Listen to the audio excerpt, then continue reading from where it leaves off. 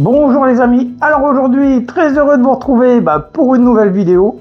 Donc dans cette vidéo, je vais vous présenter une batterie autonome, ça va être la deuxième qu'on présente sur la chaîne. Donc cette fois-ci, je vais vous présenter la Jackery Explorer 2000 V2. Donc qu'est-ce qu'on peut dire sur cette petite batterie? Donc 2-3 caractéristiques avant qu'on rentre plus en profondeur dans le détail. Donc déjà cette batterie 2200 watts. Donc ça vous fait quand même une capacité où vous pourrez brancher votre frigo, enfin vous pourrez brancher votre sèche-cheveux, une télé, enfin plein de choses avec 2200 watts. Donc on a plusieurs bornes de charge, dont un mode charge rapide en 52 minutes, donc c'est plutôt pas mal, hein. Si vous avez une urgence, 52 minutes, elle est chargée à 80%. Vous allez pouvoir y brancher deux panneaux solaires, chacun de 200 watts.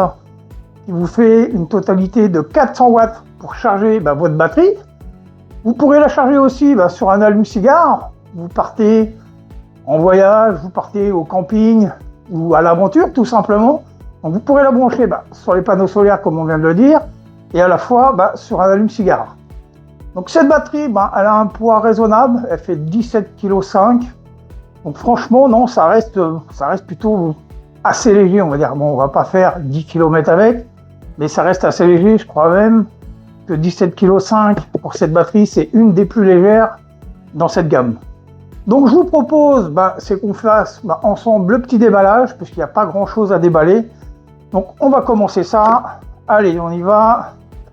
Donc au niveau du packaging, il est plutôt propre, hein. C'est rien d'extraordinaire, mais propre. Donc on ouvre le carton. On va retrouver un câble d'alimentation 220. On a une petite notice, un manuel. Donc on a du français, donc ça c'est plutôt pas mal. Pour rappel, cette batterie, vous pourrez la piloter via l'application Jackery. Donc c'est bien, vous aurez différents modes à explorer grâce à l'application. Alors on va sortir les 17 kg. Hop là. On va mettre ça dans le carton et on va mettre ça un peu plus loin. Hop. Voilà, tout simplement pour le déballage. Comme je vous ai dit, on n'a pas grand chose à déballer. Donc je vous propose, c'est qu'on fasse un peu comme d'habitude. On va se rapprocher de notre batterie. On va regarder les caractéristiques au niveau des prises qu'elle nous propose, au niveau des ports USB. Après, on va la mettre à l'épreuve. On va faire quelques tests. Donc j'irai la tester sur un de mes graveurs laser pour pouvoir tester l'onduleur, voir si ça marche vraiment. On va regarder aussi, parce qu'elle fait 2200 watts, si je dis pas de bêtises, encore une fois, on peut lui donner un pic jusqu'à 3400 watts. On dit bien un pic, hein, elle ne va pas alimenter 3400 watts. Donc on va essayer de la monter à 3400 watts pour voir comment elle réagit. Enfin, on va faire plusieurs tests dans la globalité de cette petite batterie. Donc je vous propose tout de suite, c'est qu'on se rapproche un tout petit peu plus près. On se retrouve d'un peu plus près. Donc au niveau design, esthétique, rien à dire, hein. On a des beaux petits plastiques noirs et orange. On a une belle petite poignée ergonomique avec un petit caoutchouc, donc on a un bon grip. Donc je vais vous la faire pivoter pour que vous puissiez vous rendre compte de la batterie. Donc sur ce côté, on va retrouver une grille de ventilation. À l'arrière de la batterie, pas grand chose. Et là on arrive à la droite de la batterie. Donc comme vous pouvez constater, on a toujours une grille de ventilation. Là on va commencer à retrouver quelques raccords. Donc ici on a la prise 220 pour relier au secteur tout simplement. On va retrouver les deux prises pour venir brancher les panneaux solaires, puisque je vous rappelle qu'on peut y brancher deux panneaux solaires de 200 watts chacun. Donc on va regarder la face avant. Donc pour la face avant, je vous propose c'est qu'on se rapproche encore un tout petit peu plus près. Donc on se retrouve un peu plus près. Donc comme on peut voir esthétiquement, elle est plutôt jolie, hein, rien d'extraordinaire, hein, ça reste une batterie autonome. Hein. Donc je vais vous présenter les différentes prises que cette batterie Jackery Explorer 200 V2 nous propose. Donc je vais commencer de la gauche vers la droite. Donc on va commencer tout de suite par la prise allume-cigare. Vous allez pouvoir y brancher tout ce qui va être accessoire que vous pouvez retrouver dans une voiture, comme une glacière ou un petit ventilateur. On a deux ports USB-C, donc le premier, un port de 30 watts, le deuxième, un port de 100 watts.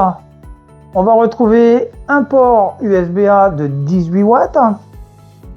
Ici, on a les deux petits boutons marche-arrêt, puisque vous pourrez sélectionner quelle partie vous voulez faire fonctionner, soit le 220, soit la basse tension, ou les deux. Donc ici, on a les deux prises 220. Donc on va refermer les petits capuchons. On retrouve une petite lampe avec différentes intensités, plus une option SOS. Donc on va allumer notre batterie. Donc pour ça, on se doit appuyer sur le bouton Power. Au bout de 2-3 secondes, on voit la batterie qui s'allume. Donc on a le petit écran digital qui va nous indiquer plusieurs indications. Donc comme on peut voir en haut à gauche, on a le témoin Bluetooth et Wi-Fi.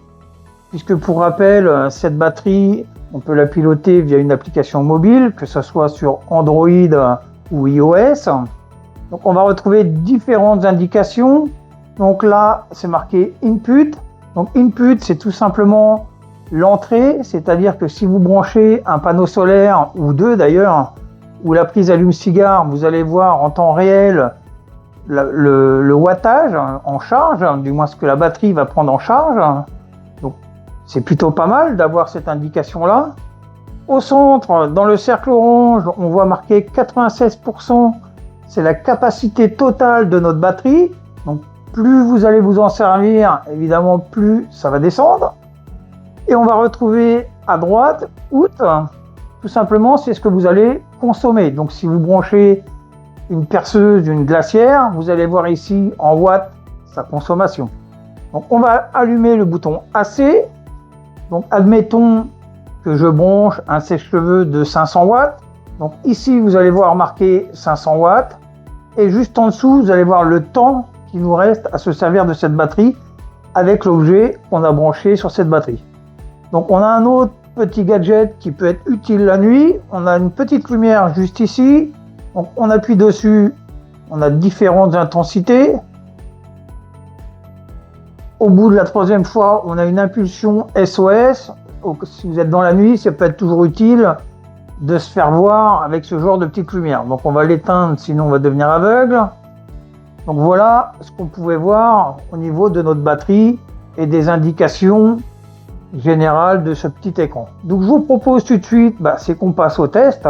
Donc on va regarder le test d'ondulation, voir si l'onduleur fonctionne bien. Donc je vous propose, c'est qu'on aille tout de suite tester tout ça. Allez, à tout de suite. Donc on va commencer le premier test. On va commencer le test de l'onduleur. Donc on voit notre batterie, elle est à 100%. On peut constater qu'elle est branchée sur la prise secteur. Donc je vais vous faire voir la prise secteur. Il n'y a pas de montage. Donc ici on a notre prise de notre graveur. Donc comme on peut voir, le transformateur qui va au graveur. Donc je vais démarrer la gravure, je vais débrancher la prise secteur et on va voir ce qui va se passer. Donc on démarre la gravure. Donc ça va fumer un petit peu. Donc mon graveur est en route. Je vais débrancher la prise 220. Et là on peut voir tout simplement que notre graveur il s'est pas arrêté. Ça fonctionne. Et on peut constater au passage que notre graveur consomme en moyenne 100 watts. Donc si je me sers de mon graveur actuellement, je pourrais m'en servir pendant 17 heures et 5 minutes. Donc c'est franchement une capacité plus qu'honorable. Ce genre de batterie, vous pourrez les emmener bien évidemment sur des marchés ou pour faire plein d'activités là où vous n'avez pas de courant. Donc je vous propose, c'est qu'on passe tout de suite au deuxième test. Alors pour le deuxième test, on va faire un test un peu crash test. On va regarder jusqu'à quel pic il va monter avant que la batterie se coupe. Donc pour ce test, j'ai branché un air fryer, j'ai branché un aspirateur Tout ça sur une multiprise avec un petit sèche-cheveux, donc on va voir à quelle puissance notre batterie va se couper. Donc on va commencer par allumer la batterie, on va allumer le air fryer. Donc le air fryer est en route, donc on peut voir qu'il consomme 1750 watts en moyenne. On va allumer notre aspirateur. Donc là, on va plus s'entendre. Donc on voit qu'on a un pic à 2000, pratiquement 2700 watts. On va allumer notre sèche-cheveux.